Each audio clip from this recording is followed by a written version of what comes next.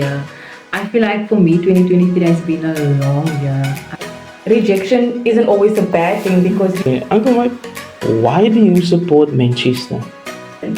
I feel like this year was both different. By younger people like me, yeah. Hi guys, welcome back to Team Talk. It's your girl G and I will be your host for today. On my left I have Kieran and on my right I have Preston. So guys, thank you so much for everyone that tuned in, that followed, liked and subscribed to all our channels, TikTok, Facebook and YouTube. We really do appreciate it and thank you so much for the love and support you guys has been showing us for the past few months. We really do appreciate it. So guys, welcome back to our channel. How are you guys feeling? I'd like to say excited, very excited. I get to see you guys, you get to see me, I get to see you. Yeah. How are you feeling? I'm fine. I've been bitter, but I'm fine. So guys, we are finally in the last month of the year. I feel like for me 2023 has been a long year. I personally feel that this year has been long overdue. But just to reflect back on the year, how do you guys feel about 2023? I think if I can start, a lot would say that it was hardships to an extent unfair. I finally understand that good things do happen to, well, rather bad things, sorry, do happen to good people. Yeah. And it felt like I had more opportunities to give up than to actually push on and pull through. But I'm just glad I managed to make it this far. And maybe 2024 will be better. A better year? Cheers to that. And on your side, Kieran? My side, Yeah. my turn. Yes. Okay. Well, I think 2023 was a roller coaster. Actually, beyond a roller coaster because it started off with that idea, basically, don't know where you're going, you don't know what's happening, and you do not know if you're gonna get to the point where you want to be, right? Yeah. And most of the time, I was just lost. But I think with good faith and hard work and dedication, I can proudly say that I'm grateful to be where I am right now. And yeah, it's been a good year. I'm glad. I feel like even like every year we have that New Year's resolution thing where you say, this year I want to achieve this and I want to achieve that. But looking back or reflecting back, you'd say, yo, I haven't achieved this, but I've done this. You know, sometimes it's not always about what you achieved, but the things that you have grown in. For example, we're so focused on achieving material things rather than ourselves, finding love, finding that peace, finding that joy. So I think even if you use that as a New Year's resolution, you have achieved something. Yeah. Just to add, and I think isolation to an extent also played a very big role because the older you grow, the less friends you get, Yeah, the less friends you have. Definitely. And so the isolation stages or the isolation phases allows you to grow within yourself. It allows you to understand that I can actually do this, and the goals that I've set for myself might have been influenced by the people that I had around me. But now I have a different view on life. I have a different way of seeing things, of identifying what goals are important and prioritizing, especially prioritizing your life, your career choices, and those type of things. And I think isolation is not always a bad thing. Yeah, I can definitely agree with you on that point. There's something I always stand on, and I think I learned it heavily this year with the whole isolation period. When you isolate yourself, you actually learn a lot about yourself. You learn a lot about what you can do and what you can't do. And I always say, when you're in isolation, you encounter lots of rejection. And I personally believe that rejection isn't always a bad thing because rejection is literally redirection into something that is bigger and brighter and meant for you, for your path. So I totally agree with you on that isolation part. Yeah. And also, guys, we are approaching we are in the festive season and we're approaching like Christmas and New Year's, and there's a lot of people that lost a loved one. Yeah. So I'm thinking now back on how this year started. I remember we lost AKA Yeah. in March, and I think it was Feb, sorry. And also Ricky this year or last year? I'm not sure, but it No, I was, think it was last It's year. last year. but it was very, very close to each other. Yeah. But there was a lot of musicians, and not only musicians, but people that was close to us and very dear to us that has passed on this year. And now looking back to this year, like we can't celebrate this festive like we used to, because that person or that loved one is not here. How do you guys feel one should move on or one should And I think with that situation, isolation is again the issue, because the moment you are alone, you start missing those Yeah. people. And when everyone's there, family members, they traveled far and wide all over South Africa to come together to celebrate Christmas, or rather these big days with one another. But the moment you go to your bed, or when they are not there for that specific day or whatever after the big days, then you start missing those people. And I think it's also important to try and celebrate those people. Not necessarily throwing a 21st party at the person's grave or whatever, but to acknowledge that person did have an impact in your life, and to make sure that others, it's not necessarily important for others to know how you celebrate and how you feel of people, how you deal with things, but so that others can also see that this person actually meant something to you, to us as a community, because as South Africans, there was a really big loss, losing those people, and the way we lost them. And we've even recently lost Zahara. Zahara, yeah. Yes, So- that's also a big loss for South Africa. Yeah, it's home, guys. So in that, I would say we should appreciate one another, because we don't know how long and when we will see one another again, So it always brings us to that realization that life is very short. So guys, that was now very serious conversation. It's actually feeling very heavy.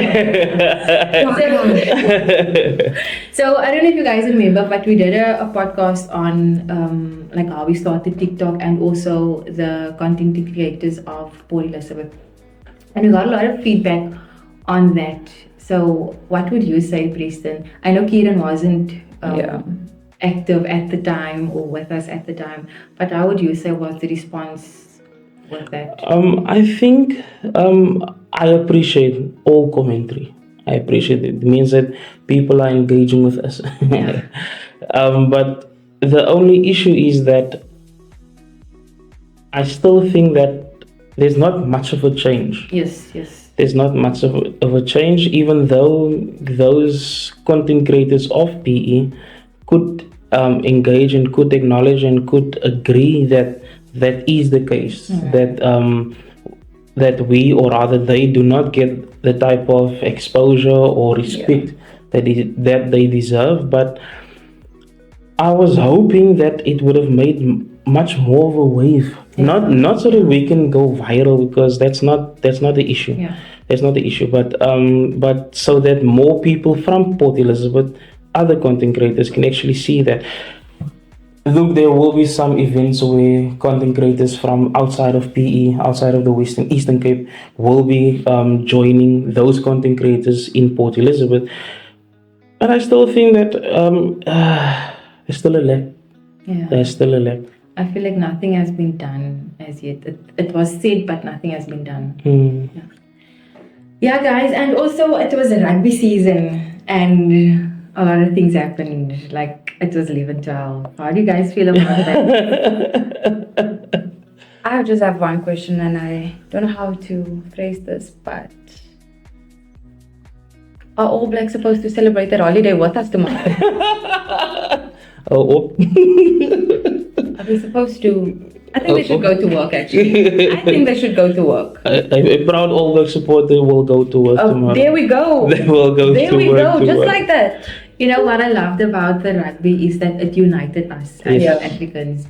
you hear different stories about racism and this and that. But when it was rugby, everyone was standing together and everyone just showed love. And people celebrated one another as well, because there was videos of kids crying when it was that last minute, tries and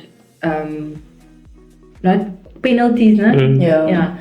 So it just showed that we are human beings and we can, if we are given the opportunity and the platform.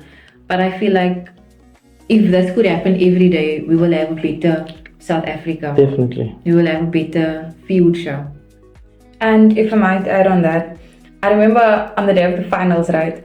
So the pressure was here. Yeah. The pressure was not even here, it was here. It was above me and beyond me. So at the end of the game, I thought, okay, everyone's gonna be happy, we winning. And I just see my brother running out and man is What? bro, I was like, wow. I didn't, you see these things on social media and you think, oh, the kids are crying. But until you actually experience how much it actually means to even a boy, a little boy, because he's so proud and he's so proud to be South African, he's so proud to be, to support his team, So it speaks volumes on the whole culture and unity that we display in South Africa concerning rugby and the rugby season that we just went through. And also to add, we also should try and understand why a lot of people do support the All Blacks.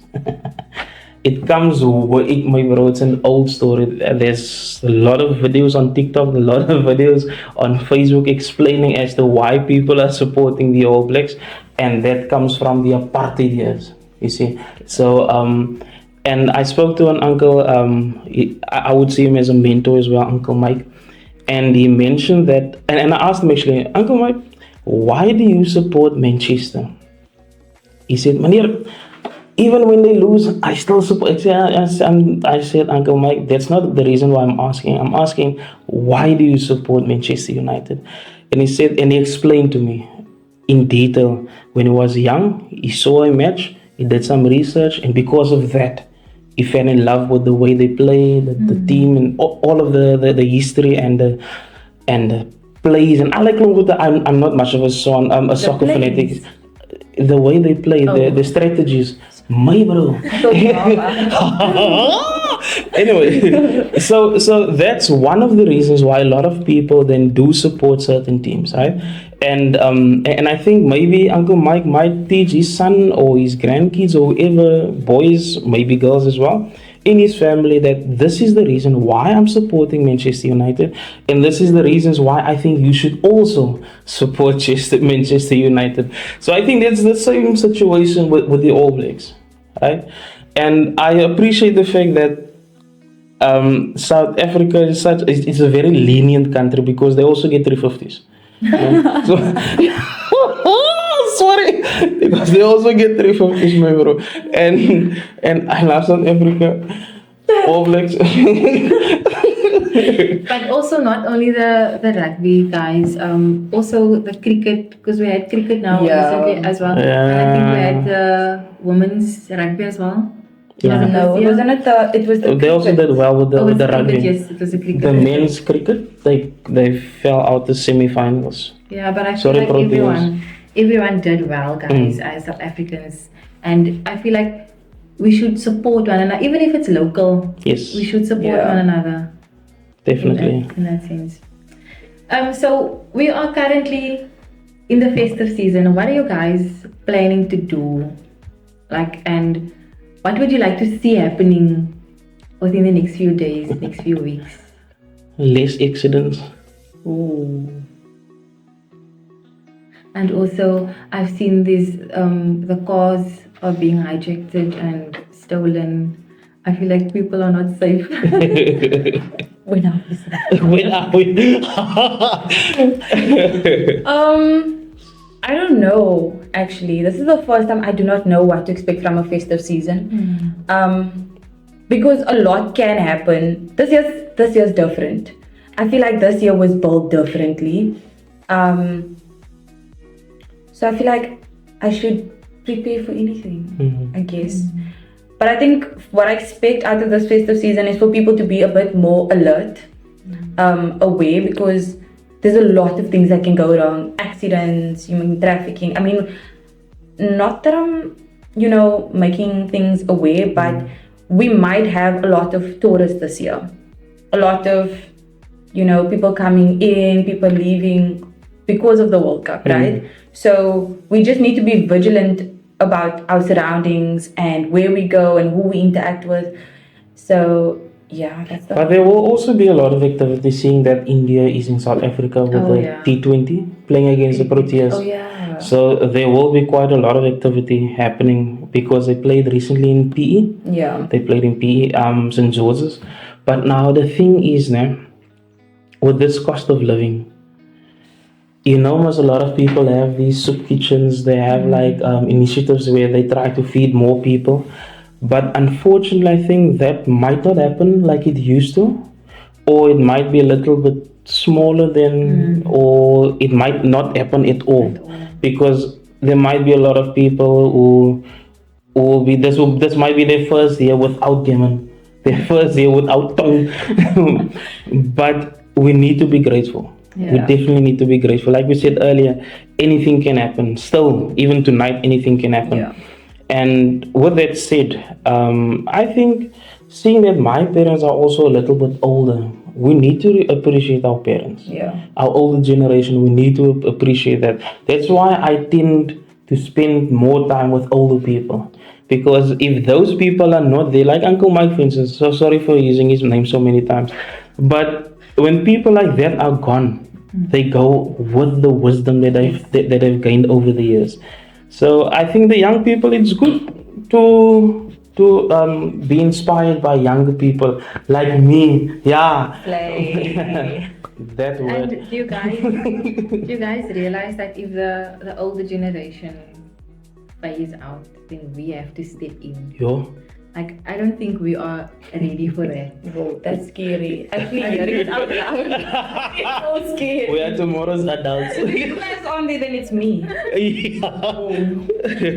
But like someone said now, adulting, guys, is a scam. So I don't know how we're gonna survive, because the older generation, they come with wisdom.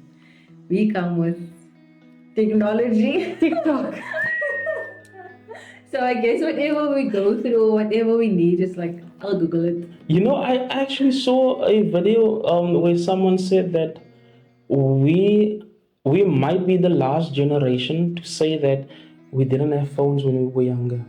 Definitely. That is so true, actually. My bro. So on that note, guys, Quick second. Speaking about phones, I don't think the new generation coming knows what a plastic Barbie phone sounds like. no. No, they don't, nah? No. Or what a Tamagotchi is. You know? They don't. They're shocking. They won't hear ay.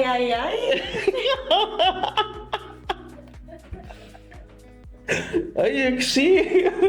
What the hell is I say because I'm not gonna pretend like I know what it is. You know how when it's carnival time, nah? So there's always people selling those pink Barbie phones. Yeah. And if you flip it open and you press any button, it goes ay. You can see. Oh, I know. That I remember now. Nee, hy is gemor sy. Look, that was rubbish one. But it was part of our childhood. Yeah. But what I like, man, that is still present in our kids' lives. I can refer to my own, well, our own, is that we still have those apartheid bikes. You see those Those plastic ones. That's always on top of the shelves. At least we are sticking to that. Yeah. In December, they moved the microwaves to put those bikes up. No, it Definitely. making noise, but I flip. I actually promised myself that I will never buy my kids this. They have 3, You're joking. but I don't. Wait, nah. No. I know about 2, but I think we have the one 3. broke, so they have 2. Yeah. My bro. But I think it's also good to let them experience the things that Yeah. we experienced, I think. It's Because good. if we introduce them to the world now, the current things happening now, then they would end up with phones. Yeah. So I think it's okay to allow them to have that, even though it's just noise. I feel like kids should play more, you know, because I feel like they have too much screen time. That's all they do. They see a phone and then they see this TV screen, and if they're not watching a movie, they are busy playing a game. So there's too much screen time. So incorporating playtime, like getting them bikes and toys, that's good. That is extremely good. Yeah. So I just have one last question. How do you guys feel? Okay, so I don't know if you guys notice, every week there's people going missing on Facebook. Sorry. So do you guys think that it's important for you, even if you go to the shop, it's important to inform someone like where you're going? Or do you feel like, I don't think it's necessary, I am coming home? You. How do you guys feel about informing your family member or friends of your whereabouts? Why you laugh? tendency to just walk. Walk to freedom. I think in the generation that we live in now, the world that we live in now, I think it's important for your family and friends to know where you are. Even if you just say, Mom, I'm going to the center. Yeah. At least your mom can go and look, okay, she was there lost, you know. So yeah, guys, on that note, I would just like to say thank you so much for tuning in, for watching, and for sharing your love, you know. We do appreciate it. Thank you for listening. Please don't forget to like, subscribe, and share, and also follow. Tell your friends and your family about TeamTalk. And don't forget to aspire to inspire. Thank you so much for tuning in. I'm your host, Danielle, and on my left I have Kieran, and on my right I have Preston. TeamTalk! TeamTalk! Hi. Okay now. Oh, it's it. Gane mashte. Ito, butikin na yun.